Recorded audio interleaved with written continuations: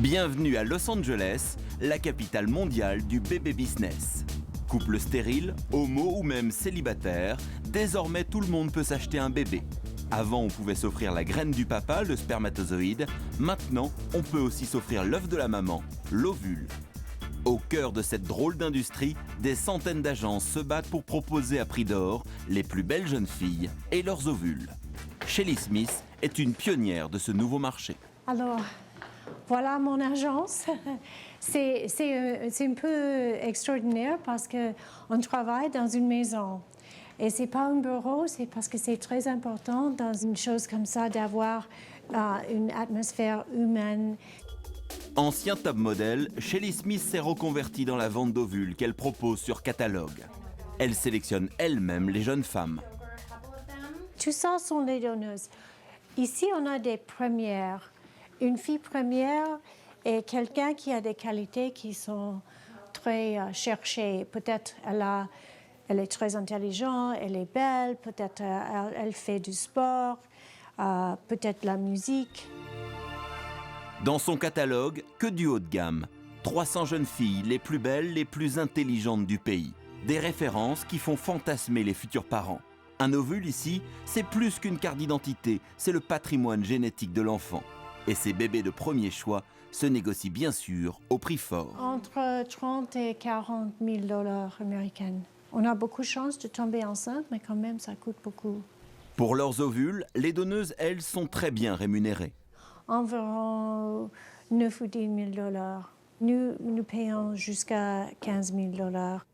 12 000 € pour vendre ces ovules. À ce tarif-là, les candidates se bousculent, 80 demandes par jour, mais la sélection est impitoyable. Oh, quelle belle photo, elle a l'air superbe. Oh mais non, regarde, on ne peut pas la prendre. C'est quoi le problème là, Shelly? Elle pèse trop. En général, pour les gens américains, ils sont très stricts, par exemple, en choisissant la fille. Non, non, les yeux ne sont pas assez bleus. Non, non, la mère, elle mesurait 175, pas 178.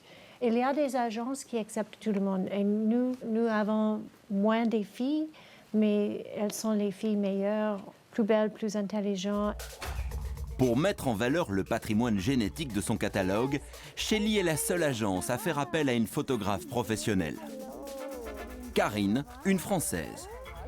OK, cette fille, Caroline, elle est très intelligente, tu vois. Cette semaine, Shelly lui confie ses deux nouvelles recrues, Caroline et Samantha, deux étudiantes. Elle peut lire en grec. Et puis, sa mère et son père, ils enseignent tous les deux. Moi, j'aime bien les livres qu'elle lise, même les animaux qu'elle aime. On voit partout qu'elle est intelligente. Si elle a des belles photos, elle va être choisie. Elle a des jolis yeux, on va lui faire ressortir ses yeux. Pour être dans le catalogue, Caroline et Samantha, les deux petites nouvelles, sont convoquées sur la plage pour une séance photo. Objectif, sublimer leur intelligence. Karine, la photographe, et son assistante vont relooker les deux jeunes femmes. On peut leur faire tout un tas de choses, comme des pros, comme des vrais modèles. On les rend exceptionnellement belles. On essaie de garder le naturel quand même, parce qu'il faut que les photos correspondent à la fille. On ne veut pas la transformer.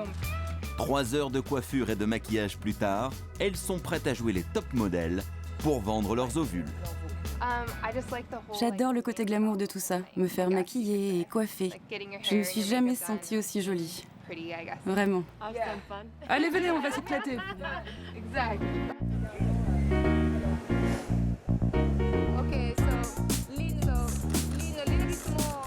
En regardant ces photos, un client aura peut-être envie d'acheter les gènes de Caroline, 26 ans, trilingue, future avocate, 142 QI. Tu vois, ça j'adore. Ouais. Parce que c'est sa personnalité qui est là. Elle fait pas trop attention à nous et ça c'est génial. Je veux avoir un vrai sourire, je veux pas un sourire coincé. Les cheveux sont très importants, montrer les cheveux, le détail des dents, le détail des yeux. Les photos que Shelly avait eues, c'était pas ce qu'elle pouvait être en fait. Elle a beaucoup plus de chances aujourd'hui d'être choisie. Un premier contact glamour, loin du traitement médical assez lourd qui attend ensuite les jeunes filles. Car vendre ses ovules, ce n'est pas anodin. Ce matin-là, Shelly Smith accompagne la jeune Suzy chez le gynécologue. À 24 ans, Suzy est ultra fertile. Avec ses ovules, les clientes tombent enceintes à tous les coups. C'est la 7e fois en moins de 2 ans qu'elle passe entre les mains du docteur Saakian. Ce riche gynécologue originaire du Liban est à Los Angeles l'homme de la situation. C'est une star dans son domaine. Elle a déjà fait ça 6 fois, ça c'est le 7e fois. Je ne sais pas combien de fois en plus elle va faire, mais c'est peut-être la limite. Peut-être elle va arrêter après ça. J'en ai déjà fait 6. C'est assez fatigant, vous savez. Je sens que mon corps a de plus en plus de mal à supporter. Alors je pense que la 7e sera la dernière. Suzy va devoir suivre un traitement hormonal pour stimuler artificiellement la production de ses ovaires. Et dans quelques semaines, c'est une véritable intervention chirurgicale comme celle-ci qui attend la jeune femme. Une intervention qui a lieu sous anesthésie générale. Le médecin passe par les voies naturelles pour ponctionner les ovules directement dans l'ovaire. Ça c'est l'aiguille que j'utilise pour faire le retrait des ovules. L'aiguille va rentrer d'ici et vous allez voir sur l'écran. Vous voyez, quelque chose bouge quand j'aspire la liquide. Plus les femmes sont jeunes, plus elles sont fertiles. C'est pour cette raison que les ovules des jeunes femmes sont plus recherchés. C'est alors la qualité et la quantité diminuent avec l'âge. Si tu attends qu'il y a 42, 43 ans, c'est trop tard. L'opération dure une vingtaine de minutes. Sur cette patiente, la récolte a été bonne, 26 ovules.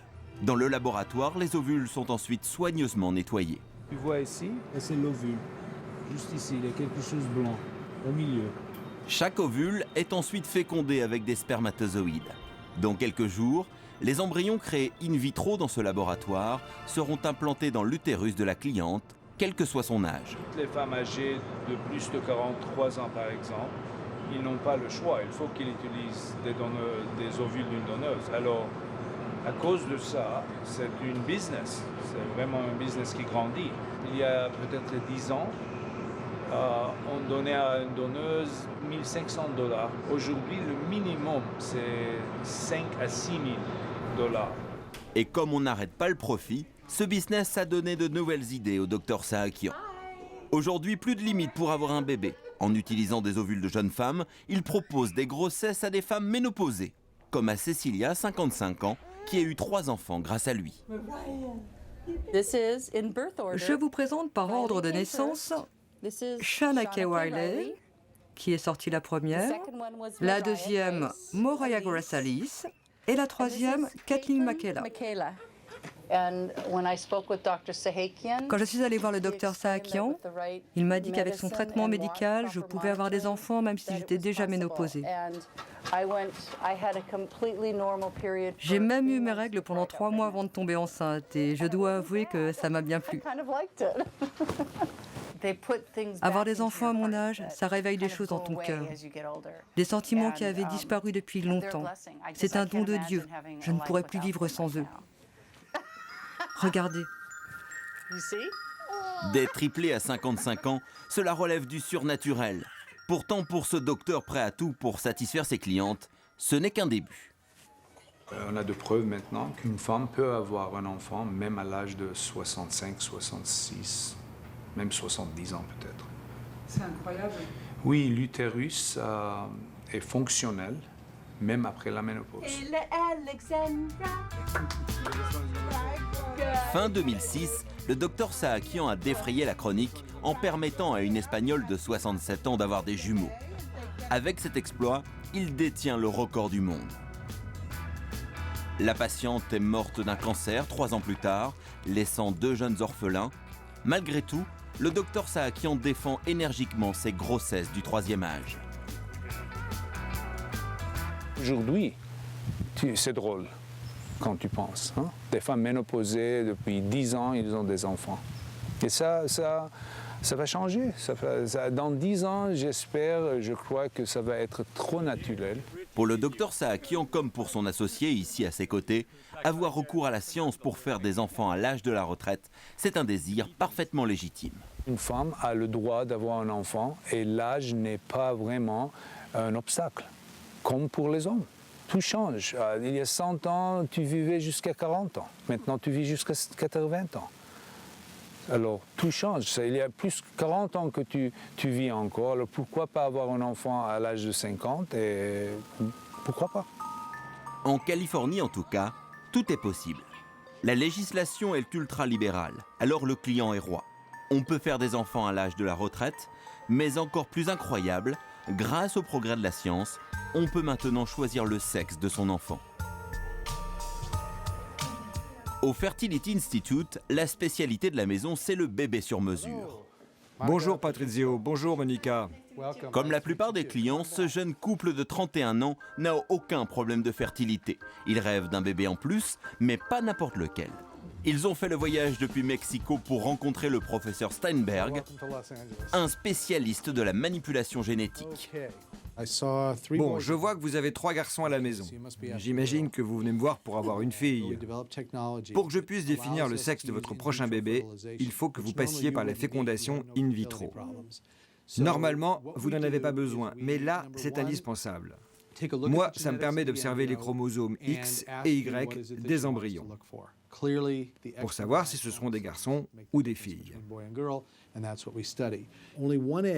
Chaque année, 700 couples comme Patrizio et Monica franchissent le pas. Choisir le sexe de son enfant, c'est simple comme un chèque de $20 000, le prix à payer pour avoir l'enfant de ses rêves.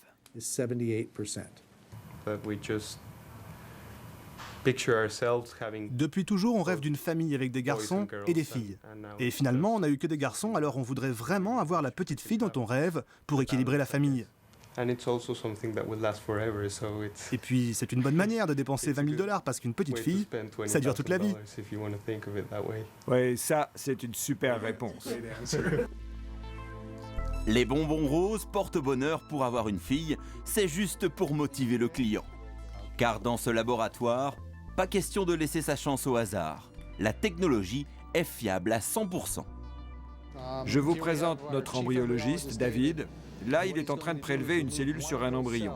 À partir de cette cellule, on peut connaître le patrimoine génétique du bébé à venir.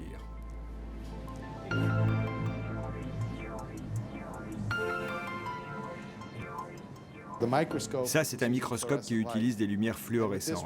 Avec cet appareil, nous pouvons observer précisément tous les chromosomes. Les garçons apparaissent en vert, les filles en rouge. Choisir le sexe de son enfant, ça peut paraître fou, mais il y a encore plus fort. Le professeur Steinberg a annoncé récemment qu'il était désormais capable de choisir la couleur des yeux d'un bébé. Quand les gens ont entendu que je pouvais leur permettre de choisir la couleur des yeux de leur bébé, on a été submergé par les demandes. Mais d'autres personnes ont trouvé ça choquant. Vous savez, nous ne sommes pas des renégats, ni des pirates. Alors si la société rejette cette idée, je m'incline. Et j'ai décidé de ne pas proposer ces services. J'ai la technologie, j'adorerais la commercialiser, mais ce n'est peut-être pas encore le bon moment. Dans l'intimité de sa villa des quartiers chics de Los Angeles, le professeur Steinberg est un père de famille comblé. Un fils, 2 filles, conçus eux à l'ancienne. Il sait que ses recherches font scandale, mais il est prêt à continuer du moment que la loi ne lui interdit pas. Vous savez, ça n'a pas été facile. Tout ce que je fais est très critiqué. Sélectionner les garçons et les filles, c'est interdit quasiment partout dans le monde. Mais plus je pratique, plus je réalise à quel point c'est précieux. Ça devrait être disponible partout, en France, en Angleterre, en Australie, mais c'est interdit. Je pense que ça fait peur aux gens.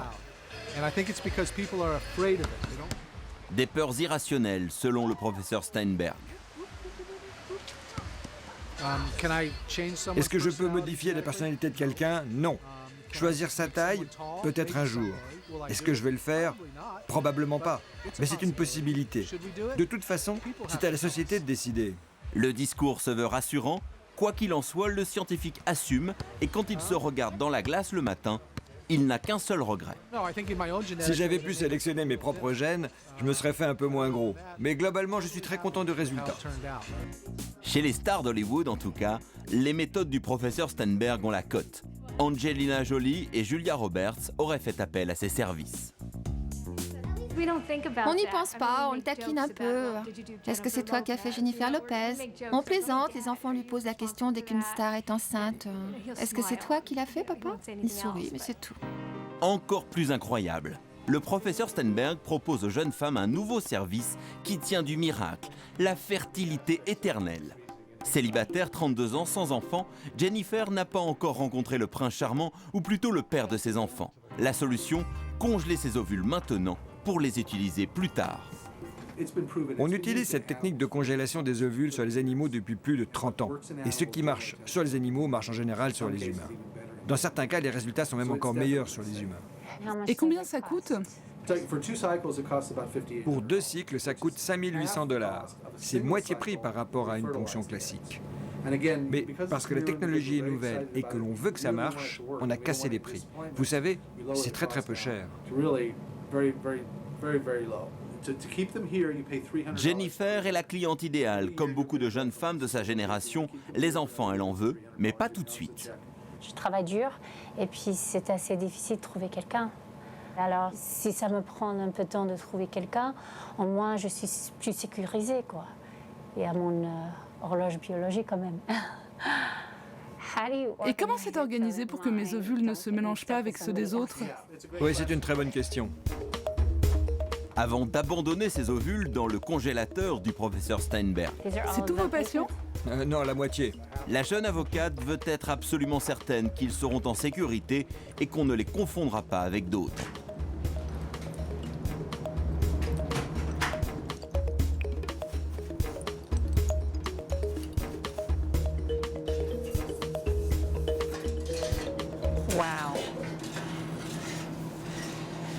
Regardez, chaque tube porte une étiquette.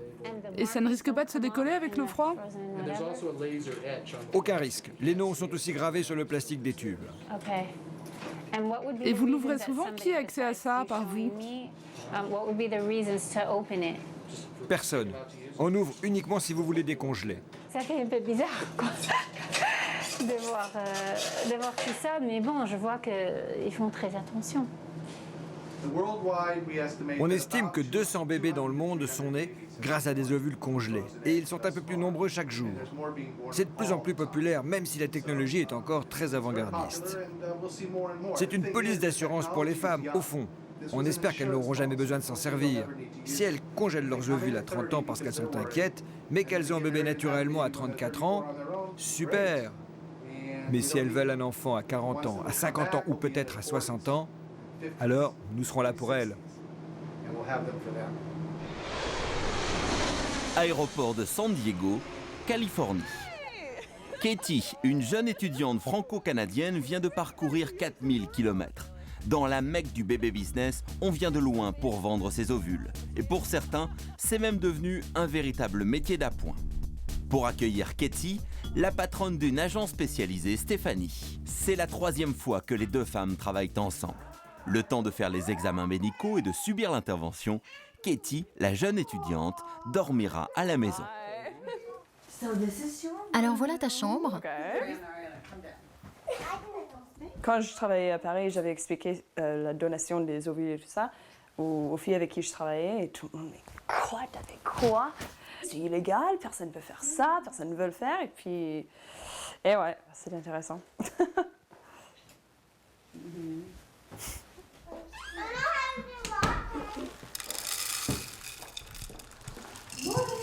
Le lendemain matin, toute la famille est aux petits soins pour Katie. On va te faire un super petit-déj, tu vas voir. J'ai pas de famille comme ça ici, ma famille est en France, alors ça fait du bien de voir, de faire partie d'une famille pendant quelques jours. Des donneuses comme Katie, les jumeaux ont l'habitude d'en recevoir à la maison. À 8 ans, ils savent parfaitement pourquoi ces filles s'invitent chez eux. Tu sais ce que tes parents font dans la vie? Vous aidez les gens à avoir des bébés. On aide les gens à avoir des bébés. C'est un métier très important. Ici, on ne se cache rien. Les enfants savent que leurs propres parents ont dû faire appel à une mère porteuse pour les avoir. Ça, c'est la première échographie. Bébé A et bébé B. Je suis A. Je suis B. Et là, c'est l'échographie des 3 mois. Toi, Katie, quand tu vois une famille comme ça te donne envie d'avoir des enfants? Non. Je les adore, c'est fantastique. Mais j'ai pas l'envie. Si ça change, ça change. Mais pour le moment, je peux pas dire que j'ai les bonnes raisons pour en avoir. Mais ça veut pas dire que pour les autres, fantastique, s'ils veulent en avoir, je suis super heureuse pour eux. Chez Mario et Stéphanie, le baby business est une affaire de famille. Dans leur agence, les photos de leurs jumeaux sont sur tous les murs. 7 ans de combat pour devenir parent, une victoire personnelle que Mario, son mari, exploite comme un argument commercial. Nous savons que les femmes qui viennent ici sont souvent désespérées. Alors ces photos sont là pour leur prouver que si nous avons pu y arriver, elles le pourront aussi. Ce matin, Mario reçoit un couple. Ils veulent acheter les ovules d'une jeune fille. Alors je peux vous proposer cette jeune fille. Le bon point, c'est qu'elle a déjà vendu 2 fois ses ovules et à chaque fois, les clientes sont tombées enceintes. Elle a les cheveux châtain clair, elle a 26 ans. Elle était vraiment mignonne quand elle était petite. Oui, très jolie. Katie a déjà donné 2 fois, alors on peut lui proposer entre 8 et 10 000 $. Marché conclu. Dans le bureau d'à côté, Stéphanie, prévoyante, a déjà rédigé un contrat. Ces 2 articles de la loi californienne précisent que tu ne seras jamais considérée comme la maman de l'enfant. Et j'imagine que ça t'arrange. Ce contrat me dit que les ovules et tout ça n'ont rien à voir avec moi. Une fois que ça sort, c'est à eux, et puis c'est tout. Et tu penses que tu ne regretteras jamais, même dans l'avenir? Jamais. Non, parce que je sais que ces gens, ils veulent ces enfants. Et je sais que parce qu'ils les veulent tellement, ils vont faire tout pour leur donner une bonne vie. Et donc, je n'ai aucun regret avec ça. Du tout. Tu vas toucher combien, là? Là, 10 000 $.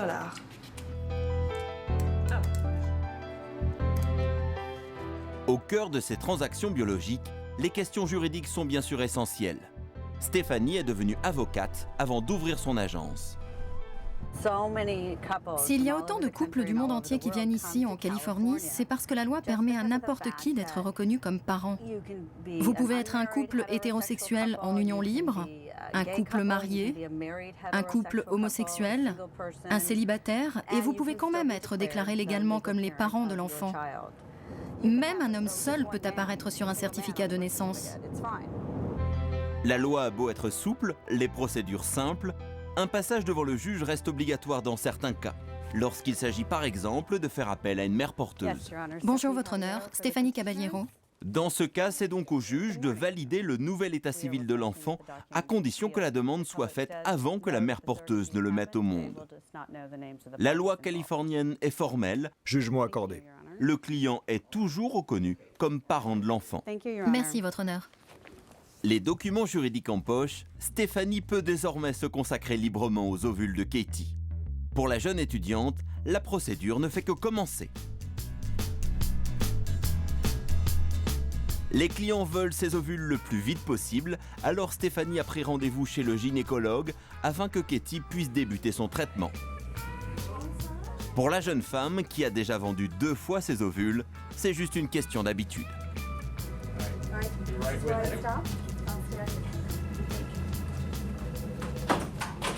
Est-ce que vous fumez? Non. Est-ce que vous buvez de l'alcool? Oui, occasionnellement. Vous prenez de la drogue? Non. Vous allez devoir vous faire des piqûres vous-même pendant à peu près 2 semaines. Quand je prenais les trucs, oui, ça fait pas mal du tout parce que les aiguilles sont minuscules. Alors, on les fait là et puis on ne le sent pas parce que c'est gras. Et puis, tu as l'air d'être un peu enceinte en plus parce que c'est vraiment gonflé, quoi. Et puis, ouais, c'est plein. C'est vraiment un sentiment d'être plein. Alors, on va faire une échographie, une prise de sang et un prélèvement. Désolé, je dois fermer la porte. Ici, pas de tabou sur le sujet. À peine sortie de la clinique, Katie en profite pour rejoindre quelques amis. Et ici, chacun a son avis sur la question.